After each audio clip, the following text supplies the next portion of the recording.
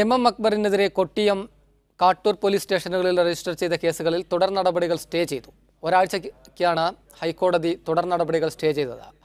P സ്കൂളുമായി ബന്ധപ്പെട്ട കേസുകൾ റദ്ദാക്കണമെന്നാവശ്യപ്പെട്ട് M Akbar സമർപ്പിച്ച ഹർജിയിലാണ് ഇടക്കാല ഉത്തരവ്. ഷബിനയുണ്ട് കൂടുതൽ വിശദാംശങ്ങൾ നൽകാൻ. ഷബിന, വിവരങ്ങൾ. പീസ് ഇന്റർനാഷണൽ സ്കൂളിലെ വിവാദ പാഠപുസ്തകവുമായി ബന്ധപ്പെട്ട് എം അക്ബറിനെതിരെ 3 കേസുകളാണ് രജിസ്റ്റർ ചെയ്തിരുന്നത്. എറണാകുളത്തും കൊല്ലം ജില്ലയിലെ കൊട്ടിയൂരും തൃശൂർ ജില്ലയിലെ ലുമാണ് 3 കേസുകൾ രജിസ്റ്റർ ചെയ്തിരുന്നു.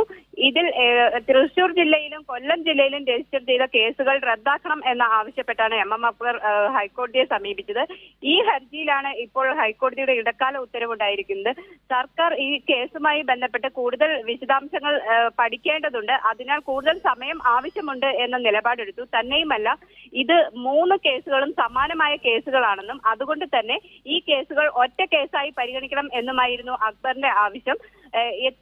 എന്നാൽ ഇത് വ്യത്യസ്ത മാനേജ്മെന്റിന് കീഴിലുള്ള കേസുകളാണ്. അതുകൊണ്ട് തന്നെ വ്യത്യസ്ത പോലീസുകൾ എടുത്തിരിക്കുന്ന കേസുകൾ വ്യത്യസ്തമായി തന്നെ പരിഗണിക്കേണ്ടതുണ്ട് എന്ന നിലപാടാണ് സർക്കാർ സ്വീകരിച്ചത്. തുടർന്ന് ഒരാഴ്ചത്തേക്ക് തുടർ നടപടികൾ സ്റ്റേ ചെയ്ത് ഹൈക്കോടതി ഉത്തരവായിരിക്കുകയാണ്. ഒരാഴ്ചയ്ക്ക് ശേഷം വീണ്ടും ഈ ഹർജി പരിഗണിക്കും.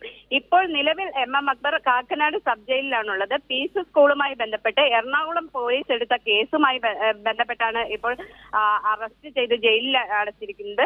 കഴിഞ്ഞ ദിവസം ജാമ്യാപേക്ഷ പരിഗണിച്ചെങ്കിലും ജില്ലാ കോടതിയിൽ മജിസ്ട്രേറ്റ് കോടതി ജാമ്യാപേക്ഷ പരിഗണിച്ചെങ്കിലും ഹർജി തള്ളിയിരുന്നു. ഇന്ന് സെഷൻസ് കോടതിയിൽ വീണ്ടും ജാമ്യാപേക്ഷ സമർപ്പിക്കുകയും ഇന്ന് ഇത് പരിഗണനയ്ക്ക് വരുന്നുണ്ട് എന്നാണ് നമുക്ക് ഇപ്പോൾ അറിയാൻ കഴിയുന്നത്. അക്ബർ സമർപ്പിച്ച ജാമ്യാപേക്ഷയിൽ ചിലപ്പോൾ ഇന്ന് സെഷൻസ് കോടതി പരിഗണിച്ചേക്കും എന്ന് മനസ്സിലാക്കുന്നു. കൂടുതൽ വിശദാംശങ്ങൾ പിന്നീട് നമുക്ക് അറിയാൻ കഴിയുന്നതാണ് ഈ കേസുമായി ബന്ധപ്പെട്ട്.